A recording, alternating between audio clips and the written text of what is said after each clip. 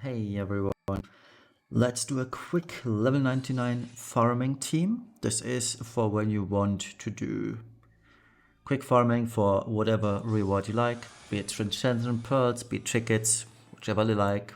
I'll show the gearing, etc. after we're done. So Maeve starts in Brave Shift with her TMR equipped such that she can cover, because the cover is locked to her Trustmaster passive.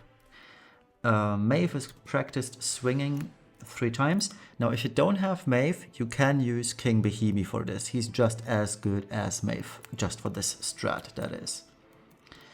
Cacteria is going to Cactus Break, a Thorny Teamwork, which is a 30% Fist in Peril, amongst other things, but the Fist in Peril is the only thing we need, and Hallowed Desert.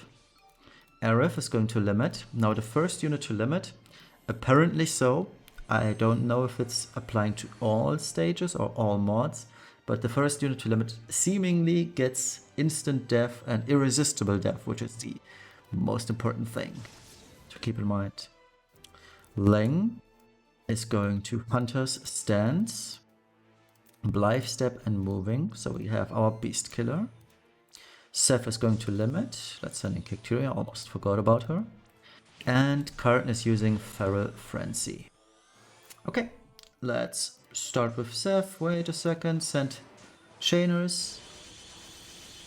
That looks fantastic. Okay, so we push the threshold. Maeve is going to cover for us. There goes Arif. Let's hope Maeve survives. This looks good. Perfect. Yeah, with enough resistances, Maeve easily survives this. Okay. Leng is going to Dragon Dancer, Celestial Dance, and I think that's about it. Dragon Dancer, Celestial Dance, we still have the Beast Killer up. We don't need another Light Imbue or Amp because we still got all of that. So let's do Passionate. There we go. All LBs are full. We can just repeat. Yeah, I can do better breaks. So let's do a 89% defense break. Cacteria got upgraded, so that's cool. Let's just repeat Thorny Teamwork. And Barb Boost. I don't think we need it. No, we certainly don't, I believe. But if we do, let's put it on Seth. But I don't think we got dispelled, right? Yeah, we didn't. Okay, so let's do this. There we go. Okay, and now we're gonna repeat. Wait a second, send Chainers. And there goes the 300 Hydra Treshen. We trashed the Treshen once again.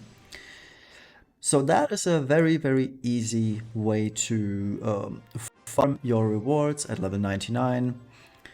Again, if you don't have Maeve, use Behemy. He is just as good as this because he also chains in Bolting Strike. Either of the two is fine. They both survive it easily. So yeah, let's see what we get. Well, if you like Transcension Pearls, you can use them, but I don't like them. I have way more than enough. So yeah, this way you can farm all the way to your... I'm gonna go for the guaranteed 4-star, 5-star NV ticket here. I feel like this is the best one out of those. I don't need more Transcension Pearls, honestly. I have way more than enough.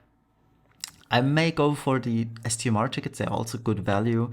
So it's going to be either the STMR tickets or the on-banner tickets that I could use. I'm leaning more towards the on-banner tickets. Three are good for me. So yeah, let me show you the gear of the team. Arif, honestly, I gave her passive provoke evasion because at first I thought that passive provoke evasion was necessary to provoke that irresistible death. I also found out later that it is irresistible death, so that one does not do anything for me, sadly. Oh, here it is. Yeah, this is, whoops, the gear she has. So 100% provoke, well, didn't matter in the end. Leng, Lots of LB fill at the start of the battle, so Dragon's Brush, Call of the Wild, advanced weaponry, such that she can definitely buff Hunter's Stance, the Beast Killer. Next up is, skip the base for a Brave Shift. So Brave Shift, exactly the same gearing. And she's using her own vision card. Karten uses his own vision card, as you've seen. He's using the Dragon Claw Plus. The reason why I'm using this is because of the damage variance. Usually, your typical one-handed claws, they have 1 as a variance, right? So it's decent, but this being a fixed 1.15 damage variance, it makes up for the a little bit low attack. Now, as you can see, my item world enhancements, they are bad. I usually am very unlucky with these, but since this already has plus 20% attack, it's still decent. I will roll this more often though, but yeah, it's a good weapon you should use, definitely. Other than that, Ruby Mask, which was 3 for all those of you who played during Vision World the last 2 weeks, you should have this. If you haven't, I hope you crafted the base version, because you can craft it with the materials that are also craftable, so it's good. Infernal Fire Rain's S TMR for Beastila, his own TMR, basically much needed, especially for the TMR bonus and the static attack. Tifa's STMR, and yeah, as you can see, lots of killers. It's rather good that we don't need his LB, so 4 slots for killers, but even if so, he's still not fully capped. 225 Beast, 275 Dragon.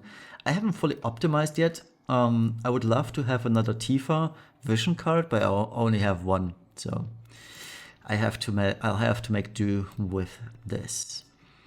Maeve, again, if you don't have Maeve, pick Behemy. You can gear him pretty much the same way. So Maeve, technically speaking, what you want is 300% resistance to lightning, wind, and dark. Now, I couldn't make. There's probably ways to pull this off. I haven't found it yet, to be honest. But as you've seen, she didn't really take that much damage, and it's fine. So yeah, this is the gearing.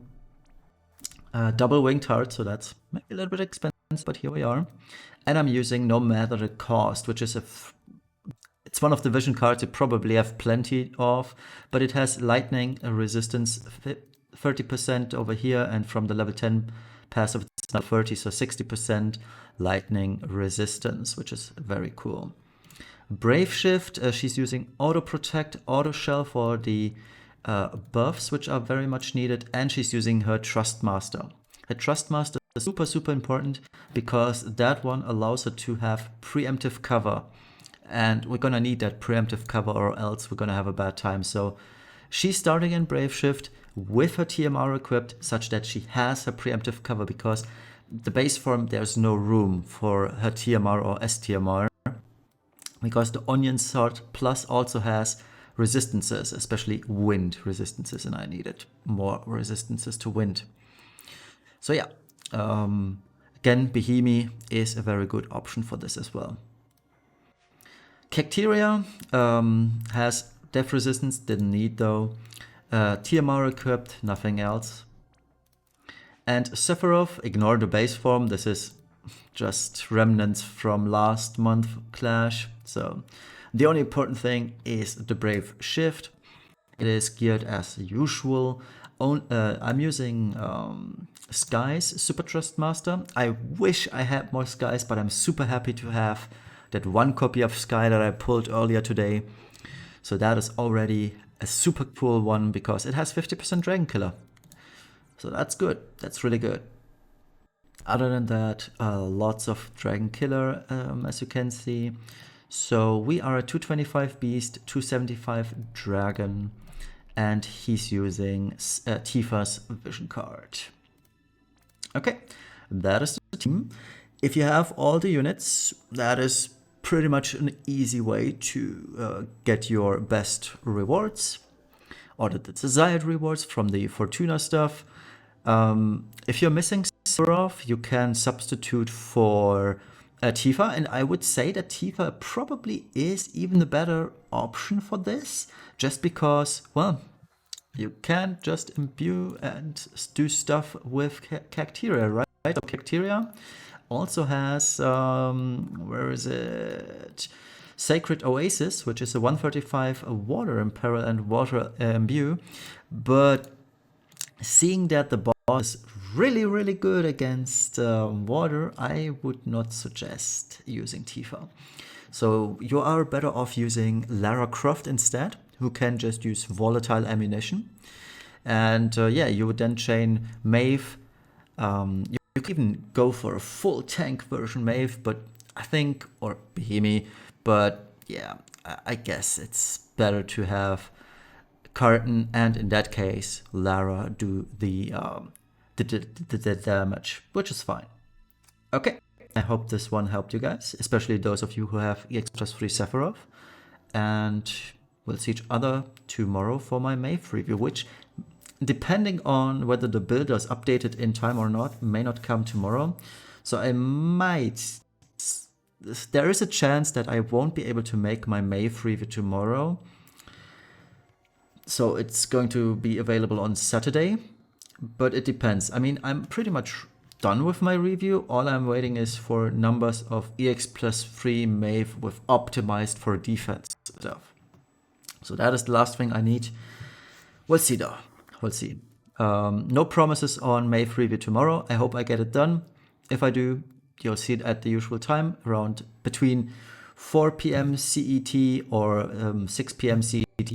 Central European Standard Time, one of those it's going to be. And if it's not, you'll see it on Saturday, and I'll compensate with another video on Friday. So no matter what, we'll see each other tomorrow. Bye bye.